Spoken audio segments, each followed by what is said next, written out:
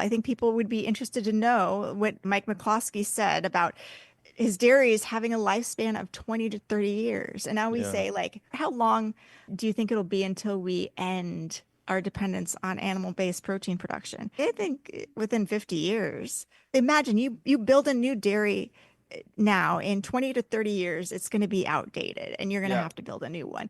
Is that smart for McCloskey to build a new one, or is it smart to invest in other methods of protein production? He did say it takes about 1.5 acres per cow to feed them. He owns some of this land Yeah. and leases land from other places. And then he purchases Buys feed. 15% of Mm. the commodities, which are usually byproducts like almond hulls or cotton seed. And he says these are products that would be wasted.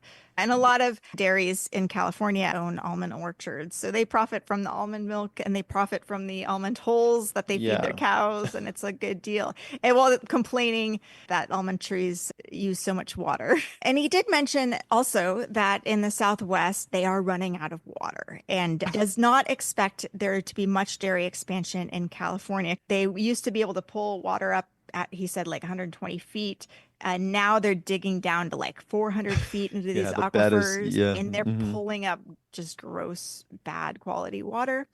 And he said the cows, they produce on average 100 pounds of milk per day. That's about $400 per cow per year that he makes on milk of his Enough. cows. Then he also, 50% of his cows, he breeds to Angus bulls.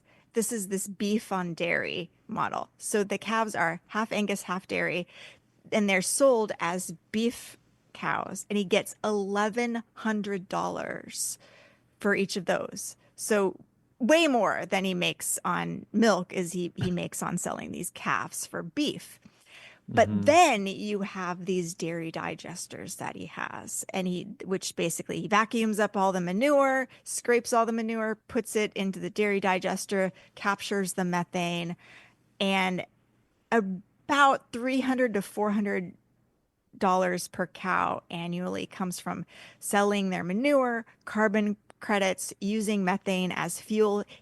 He has these trucks retrofitted to run on this methane that he Oh, produces. that's kind of interesting. So really, only about 20% of his profits come from milk. And it's still called a dairy, but really we're making most of our money off of poop and meat. He did mention a lot of his colleagues in the dairy industry are running into issues because a lot of the workers are being swooped up by ice and they don't have enough people to milk the cows. And so you have this labor problem. But they've found a solution to this. They have these robot milkers. And we walked through the dairy and we saw the rotary milker, very interesting, but it involved, humans attaching the milkers to the cows.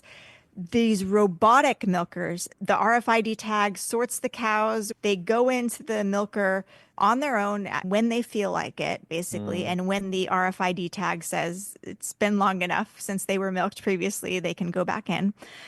And the robot automatically attaches to their udder and milks them. And then when it's done, it detaches, cleans their udder, and they walk out. Each of these costs about $200,000. You save a lot on labor as long Yeah. as everything stays working. These cows are in this big barn. They never leave this barn. They keep claiming that these places are carbon neutral. They're only capturing with these dairy digesters about 10% of the methane that cows produce because 90% of it is Their released faces. in eructation. Yeah, Yeah. burping. They're burping. They are still contributing to greenhouse gas emissions. This actually isn't a net zero situation. The whole system is propped up by a series of poorly advised subsidies. You have the low carbon fuel standard credits that we're giving these facilities. You have the water issue. They're not paying enough for the water that they get. And the fact that 73% of dairy revenues come from some form of subsidy. Right now, it's propped up by beef on dairy, propped up by manure, propped up by subsidies.